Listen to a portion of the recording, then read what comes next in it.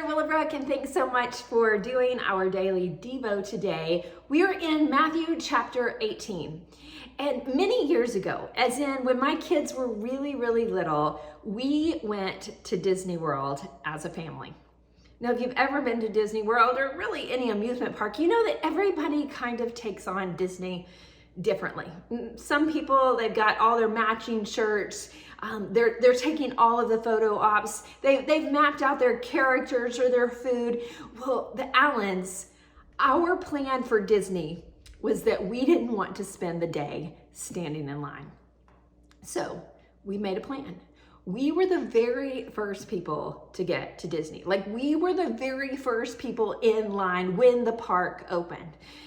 If you looked on our iCloud photos, you would find a picture of Jared Allen standing in the park without a soul there. I mean, he was the very first person in the park at Disney.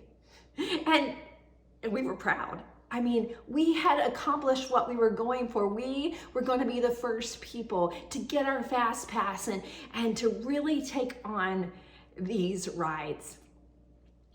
And I think about how different people take on Disney with all kinds of intensity. But I thought about the people who probably enjoy Disney the most. And it's probably the kids.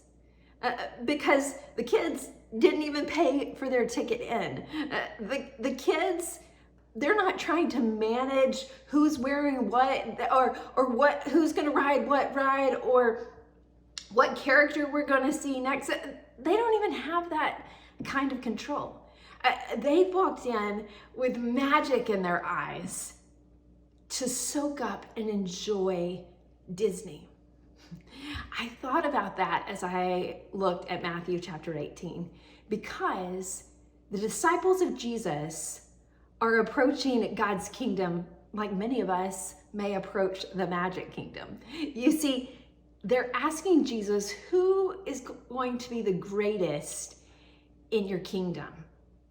And Jesus so kindly, he doesn't get on to them. He doesn't rebuke them for asking this question, but he teaches them an important lesson. And what he does is he takes a child and he begins to talk to them about the greatest in the kingdom. It is the child that comes to him with belief and faith and a sense of awe and wonder. A person that's not necessarily trying to manage all the things or be first in line or first in the race or first in the polls, whatever they're trying to be first and greatest. They've just come to enjoy it. And for us in our relationship with the Lord, a lot of times we've missed out because we've tried to manage all the things. And we've lost the awe and the wonder. We've lost the ability to really trust and believe. And Jesus is turning greatest and first on its head here. What are you trying to manage right now?